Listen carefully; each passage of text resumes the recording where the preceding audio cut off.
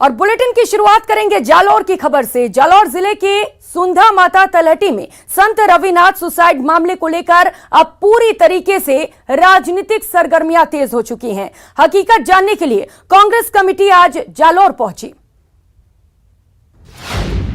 Suicide पर सियासत पकड़ी जोर, कांग्रेस कमेटी पहुंची जालौर।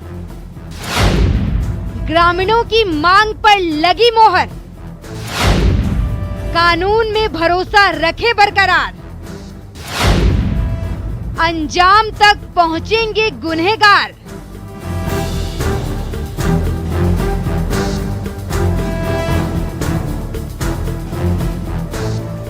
जांच पड़ताल में जुटी पुलिस और लोगों का उमड़ा हुजूम। तस्वीरें जालौर की हैं। संत रविनाथ सुसाइड मामले को लेकर अब राजनीतिक सरगर्मी भी तेज हो चुकी है। इतनी तेज कि इसमें गुजरात कांग्रेस की भी एंट्री हो चुकी है। तो महाराज जी विधायक के पैरों में गिर गए, उनको लठ मारा और फिर कुछ समय बाद जेसीबी और स्कॉर्पियो गाड़ी लेकर आए और आश्रम में आने जाने का एकमात्र रास्ता जो महाराज इसका रास्ते का इस्तेमाल करते थे उस रास्ते को भी बंद कर दिया। तो इस प्रताड़ना के चलते, इस टॉर्चर के चलते इस महंत रविनाथ जी को सुसाइड करना पड़ा या तो उनकी हत्या हुई है। आज तक इस घटना को 72 घंटे से ज़्यादा हो गया, 2-3 दिन हो गए, लेकिन किसी भी व्यक्ति की गिरफ्तारी नहीं हुई। तो मैं राजस्थान पुलिस से मांग करता हूं कि न केवल इस केस में पुख्ता जांच हो, लेकिन तुरंत भाजपा के इस विधायक और उनकी सारी टीम की तुरंत गिरफ्तारी की जाए, वरना हम तमाम लोग जालौर चलेंगे और उग्र आंदोलन का कॉल देने के लिए मजबूर होंगे। जिग्नेश चलो जालौर का नारा देने की बात उस वक्त कर रहे हैं जब पुलिस की स्पेशल टीम मामले की जांच में जुटी है। पीसीसी चीफ गोविंद सिंह डोटासरा के निर्देशन में 3 सदस्यीय कमेटी घटना का जायजा लेने के लिए जालौर पहुंची है। जहां तक रविनाथ जी की बात है, आत्महत्या है या मर्डर है, वो जांच का विषय है। जांच के बाद में जो भी निर्णय होगा कानून अपना काम करेगा। जिम्मेदार भले ही लोगों को इंसाफ का भरोसा दिला रहे हैं, लेकिन सच यही है, ग्रामीण संत की आत्महत्या को सुसाइड नहीं बल्कि मर्डर मानते हुए आरोपियों की जल्द गिरफ्तारी की मांग कर रहे हैं। लोगों ने भीनमाल के बीजेपी विधायक पूराराम चौधरी पर हत्या का आरोप लगाया है।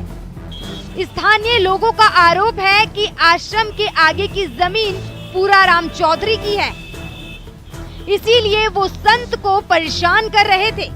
आरोप ये भी है कि विधायक ने अपनी जमीन के चारों तरफ खाई खुदवा रखी थी।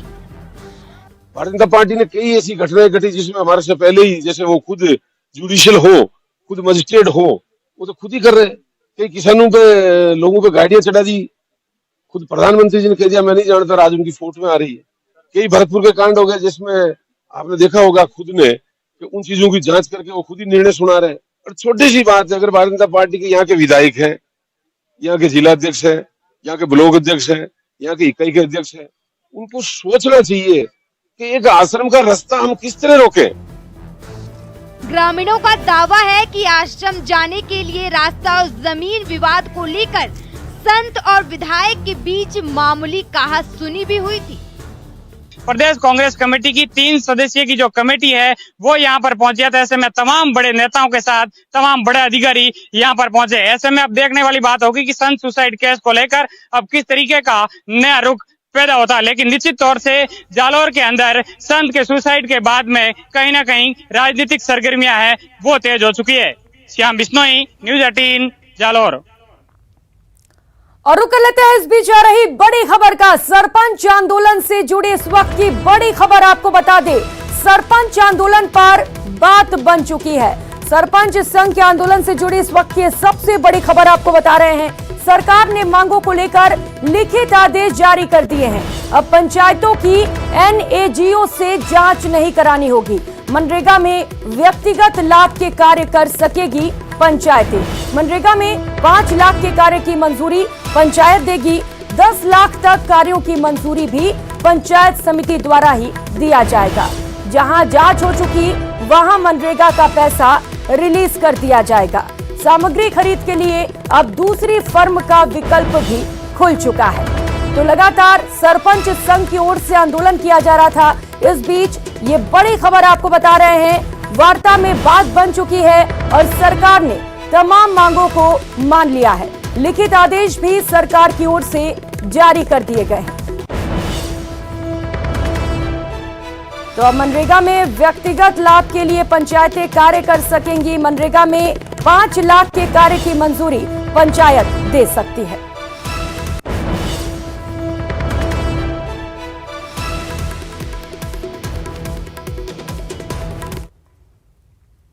और अब खबर टंकी पर वीरोगिरी को लेकर। राजस्थान यूनिवर्सिटी में छात्रों का हाई वोल्टेज ड्रामा जारी है। कल से 3 छात्र पानी की टंकी पर चढ़े हुए हैं। एबीवीपी के मनु दाधीच, राहुल मीणा, नरेंद्र यादव लगातार पानी की टंकी पर चढ़े हैं। वार्ता विफल होने के बाद टंकी पर ही ये तीनों छात्र जमे हुए हैं। तो यूनिवर्सिटी प्रशासन पर वादा खिलाफी का भी आरोप लगाया गया है। पेट्रोल की बोतल, हाथों में माचिस और रस्सी लिए ये तीनों छात्र पानी की टंकी पर चढ़े हुए हैं। तस्वीरें भी आपको दिखा रहे हैं। कल से ये तीनों छात्र अपनी मांगों पर अड़े हुए हैं और इसके साथ ही टंकी पर ही चढ़े हुए हैं। छात्र मनु दाधीच ने चेतावनी भी जारी किया था इसे लेकर और एक वीडियो जारी कर शाम 5 बजे तक का सरकार को अल्टीमेटम दिया गया था। सहयोगी महेश दाधीच इसी खबर पर ज्यादा जानकारी के साथ हमारे साथ जुड़ चुके हैं। महेश, क्या कुछ तस्वीरें फिलहाल वहां से? लगातार हाई वोल्टेज ड्रामा जारी है तीनों छात्रों की ओर से। देखिए, बिल्कुल राजस्थान विश्वविद्यालय में इस समय छात्र संघ चुनाव की चहल पहल है और इसी दरमियान में ये जो 3 छात्र हैं, छात्र संघ चुनाव की तारीख को आगे बढ़ाने की मांग और तमाम विद्यार्थियों को यहाँ पर जो है एडमिशन प्रक्रिया उनकी पूरी हो जाए, इस तरह की मांग को लेकर के जो है यहाँ विश्वविद्यालय कैंपस में ही टंकी पर चढ़े हुए हैं। और आज का भी पूरा दिन हो गया, कल चढ़े थे ये। 24 घंटे से ज्यादा वक्त हो चुका है और अभी भी जो है टंकी पर बने हुए हैं तीनों छात्र। विद्यार्थी परिषद के जो तमाम पदाधिकारी हैं उनकी जो वार्ता नीचे यहाँ जो है विश्वविद्यालय प्रशासन से चल रही थी, लेकिन जो समझौता पत्र यहाँ पर बनकर के तैयार हुआ, इसमें यहाँ जो मांग उनकी तरफ से कोई कानून जो है वो नहीं लाई जाए, इस बात पर आकर के जो है ये पूरा मामला अटक गया। बाकी सभी मांगों पर जो है लगभग जी बिल्कुल महेश, बाकी मांगों पर तो सहमति बन गई है, लेकिन कहीं न कहीं वार्ता में दिक्कतें भी आ रही हैं और यही वजह है कि लगातार ये छात्र पानी की टंकी पर चढ़े हुए हैं। बहुत शुक्रिया महेश आपका इन तमाम जानकारियों के लिए। उधर मुख्यमंत्री अशोक गहलोत ने रेप पर फांसी वाले बयान पर कहा कि ये षड्यंत्र करने वाले लोग ऐसे पॉइंट ढूंढते रहते हैं। फेक चीजें बनाकर वायरल करना नई बात नहीं है। वो तो लोग बकवास करने वाले लोग हैं, ये षड्यंत्र करते ऐसे ही पॉइंट ढूंढते रहते हैं। जो बात मैंने कही वो तो मेरे वीडियो में है, आप लोगों ने उस दिन कैच किया था मुझे, बाइट मैंने आपको दी थी, आप उसको अगर सुना दीजिए किसी को। आम जनता समझ रही है, ये नहीं समझ रहे हैं। इतने फर्क है, जनता समझ रही है कि एक ऐसा फैसला हुआ जिसमें फांसी की सजा हो गई रेप करने वाले को। बहुत कड़ा फैसला था, सोच समझ के किया, कानून बनाया उसके लिए भाई रेप होना बंद हो जाए कम से कम, और भय पैदा हो कि जो रेप होगा किसी बच्ची का उसको फांसी की सजा हो जाएगी। अच्छे उद्देश्य के लिए किया गया, परंतु जो रेपिस्ट है, जो जघन्य अपराध करते हैं, रेप करना किसे कहते हैं? किसी बच्ची का रेप हो रहा है, नाबालिग बच्ची का, तो उसको मालूम है कि ये बच्ची कल गवाह देगी मेरे खिलाफ में, तो मुझे फांसी की सजा हो जाएगी। फांसी से बचने के लिए वो उसका मर्डर कर देता है। मैं तो खाली हकीकत बताई जो देश में हो रहा है, उसको लेके बीजेपी वाले जो करते हैं, नई बात नहीं हमारे लिए। वो ऐसी उलझुल बातें भी और कोई फेक बना के वायरल करते मीडिया में, नई बात नहीं उनकी। उधर महंगाई और खाद्य पदार्थों पर जीएसटी लगाने के विरोध में हड़ौती विकास मोर्चा ने केंद्र सरकार के खिलाफ जमकर प्रदर्शन किया। किसान मोर्चा ने 7 किलोमीटर की वाहन रैली निकालकर विरोध जताया और नेशनल हाईवे जाम करने की कोशिश की, तो प्रदर्शनकारियों को रोकने के लिए पुलिस को काफी मशक्कत करनी पड़ी। पुलिस के भारी जाब्ते ने बैरिकेड्स लगाकर कार्यकर्ताओं को रोका और वाटर कैनन का भी प्रयोग किया गया। सभी कार्यकर्ताओं को रोकने की कोशिश की गई। कई प्रदर्शनकारियों को हिरासत में भी लिया गया।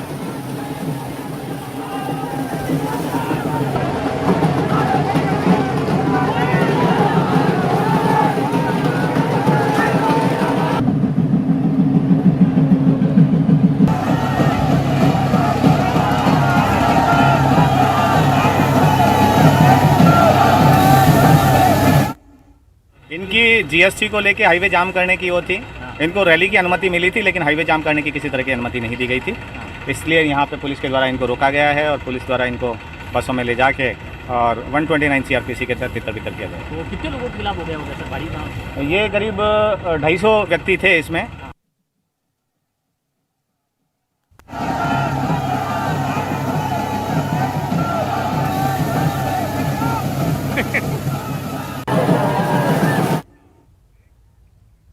और अब बात लंपी बीमारी की। गोवंश में लगातार बढ़ रही लंपी स्किन डिजीज को लेकर केंद्रीय जल शक्ति मंत्री गजेंद्र सिंह शेखावत, केंद्रीय राज्य कृषि मंत्री कैलाश चौधरी और सांसद राजेंद्र गहलोत ने अधिकारियों के साथ समीक्षा बैठक की।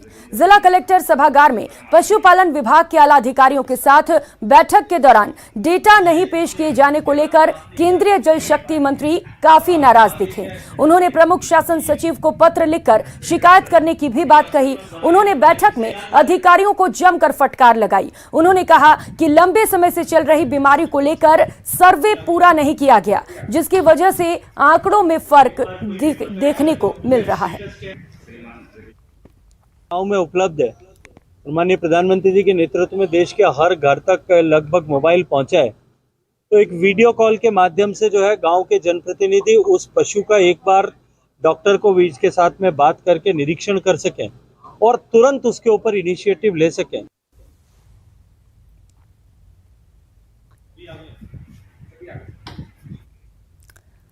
वहीं लंपी वायरस से हो रही गायों की मौत को लेकर कोटा में प्रशासनिक लापरवाही से नाराज भाजयुमो कार्यकर्ताओं ने पशु चिकित्सालय पहुंचकर व्यवस्था का जायजा लिया। उसके साथ ही वायरस के प्रभावी रोकथाम और गायों को बचाने के लिए तैयारी नहीं होने पर पशु चिकित्सकों को खरी खोटी भी सुनाई। मौके पर कार्यकर्ताओं ने विभाग के उपनिदेशक को अस्पताल बुलाया और व्यवस्था के बारे में पूछताछ की, लेकिन वो कोई संतोषप्रद उत्तर नहीं दे पाए। भाजयुमो कार्यकर्ताओं ने प्रशासन पर लापरवाही बरतने का आरोप लगाया है। प्रकार की लापरवाही यहाँ पर सरकार और प्रशासन दोनों कर रहे हैं। इनके पास कोई जवाब नहीं था। जब इनसे पूछा गया कि आपकी तैयारी क्या है, तैयारी के नाम पे 0 है, सर्वे टीमें कम है और हम मांग करने आए हैं कि प्रत्येक गाय का सर्वे होकर उसका टीका लगाया जाए, चाहे वो बीमार हो या नहीं हो। और हमने इन्हें चेता दिया है कि एक भी गाय चिकित्सा के अभाव में या प्रशासनिक लापरवाही से किसी गाय की मौत होती है तो उसकी जिम्मेदारी पूर्ण राजस्थान सरकार और इसके विभाग और प्रशासन की होगी।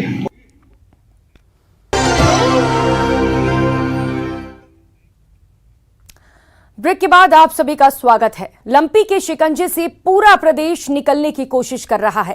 केंद्र और राज्य सरकार के साथ ही प्रशासन के स्तर पर भी कार्रवाई चल रही है, लेकिन हम आपको दिखा रहे हैं सिरोही के गांव पालड़ एम के लोगों की तैयारी। आप चाहें तो इसे अंधविश्वास कह सकते हैं, लेकिन सैकड़ों की संख्या में मौजूद ग्रामीणों के लिए ये पीढ़ियों से चली आ रही आस्था का सवाल है और उसी के तहत ग्रामीण पहुंचे हैं। गांव के मां काली मंदिर में पूजा अर्चना कर गांव को इस बड़े संकट से बचाने की कोशिश करने। गांव के इस आयोजन में कई शिक्षित लोग भी शामिल हैं, तो जनप्रतिनिधि भी इस कोशिश का समर्थन करते नजर आ रहे हैं।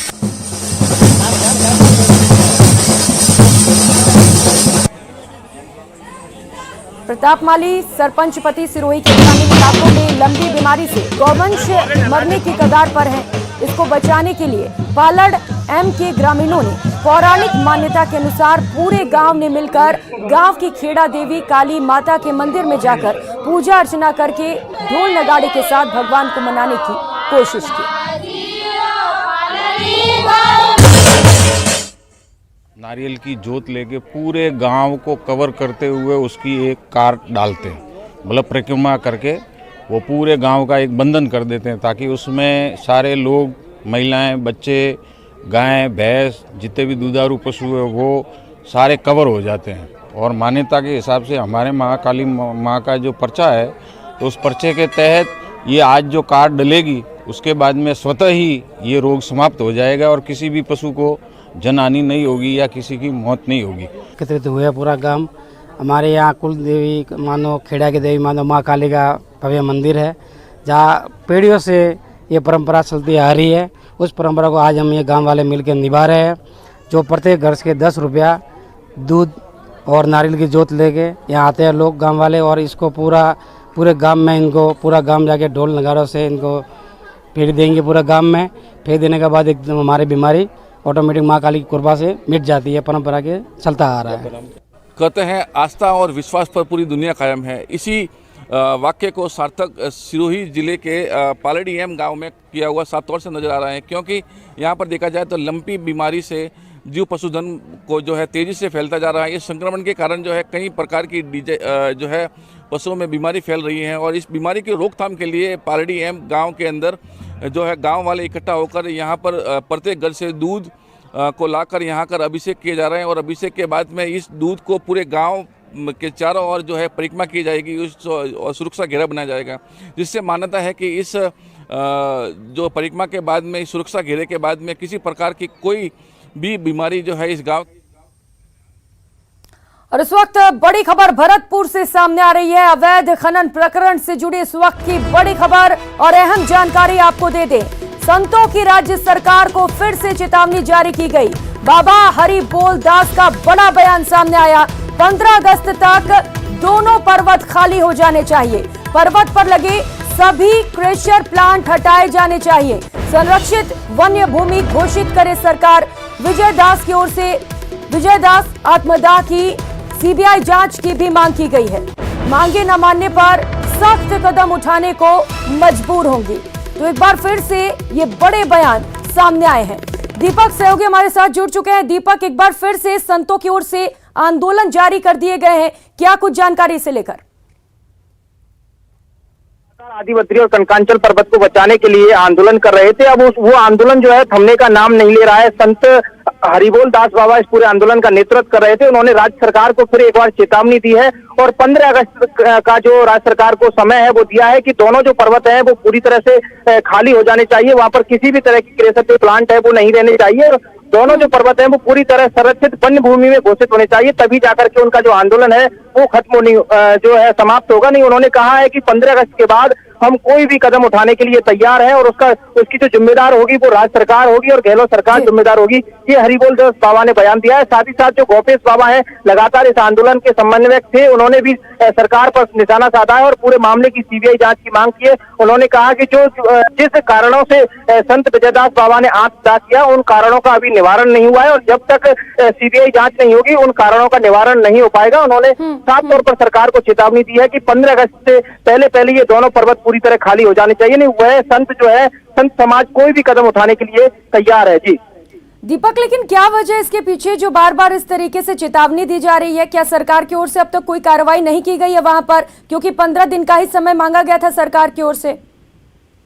देखिए प्रियंका, साधु संत जो है उनका कहना यह है कि सरकार जो है वो सिर्फ कागजी कार्रवाई कर रही है, धरातल पर कोई भी वहां पर जो है व्यवस्थाएं देखने को नहीं मिल रही है। बाबा हरिबोल दास ने कहा है कि मैंने खुद मौके पर जाकर के निरीक्षण किया तो अभी भी वहां पर क्रेशर प्लांट लगे हुए हैं। हालांकि वो क्रेशर प्लांट बंद है, लेकिन उनका कहना है कि इनको पूरी तरह से यहाँ से उखाड़ा जाए, क्योंकि जो माफिया है उन पर उन्होंने आरोप लगाया है कि वो माफिया इतने रसूखदार है कि सरकार में उनकी इतनी बड़ी पहुंच है कि वो कभी भी इस खनन को चालू कर सकते हैं और कभी भी जो खनन गतिविधियां हैं उनको अंजाम दे सकते हैं। इसलिए इनको पूरी तरह से यहाँ से उखाड़ा जाए और दोनों पर्वतों को संरक्षित वन भूमि घोषित किया जाए, जिससे कि आगे कभी भी इस पर जो है खनन ना हो सके। उन्होंने चेतावनी दी है कि अगर 15 अगस्त तक ये नहीं हुआ तो 15 अगस्त के बाद हम कुछ भी करने के लिए तैयार है, कोई भी कदम हमें। जी बिल्कुल दीपक, और लगातार संतों की ओर से अल्टीमेटम जारी किए जा रहे हैं, कहीं ना कहीं सरकार की ओर से कार्रवाइयां नहीं की जा रही है, यही वे बड़ी वजह है। बहुत शुक्रिया दीपक आपका इन तमाम जानकारियों के लिए। और खबर कोटा से है। कोटा के जवाहर नगर थाना क्षेत्र में एक व्यापारी किराने का सामान लेने उतरा तो एक बाइक सवार बदमाश उसका बैग ले उड़ा। बैग में 2 लाख रुपए रखे थे। पुलिस ने मामले में बदमाश को गिरफ्तार कर लिया है। पुलिस ने बताया कि व्यापारी 2 लाख रुपए घर से लेकर बाइक पर बैंक में जमा करवाने जा रहा था। तभी वो आर्यभट्ट कोचिंग के सामने किराने की दुकान पर सामान लेने रुक गया। उसका बैग बाइक पर ही रह गया। तभी उधर से बदमाश आया और बैग लेकर फरार हो गया। बदमाश की बाइक जब्त कर ली गई है और चोरी का माल फिलहाल बरामद नहीं हो सका है। तो ये सीसीटीवी तस्वीरें आपको दिखा रहे हैं, जहां पर बड़े ही आसानी से 2 चोर पहुंचते हैं, सामान उठाते हैं और मौके से फरार हो जाते हैं। और यहां रुकेंगे एक छोटे से ब्रेक के लिए, कहीं मत जाइएगा, लौटेंगे फौरन।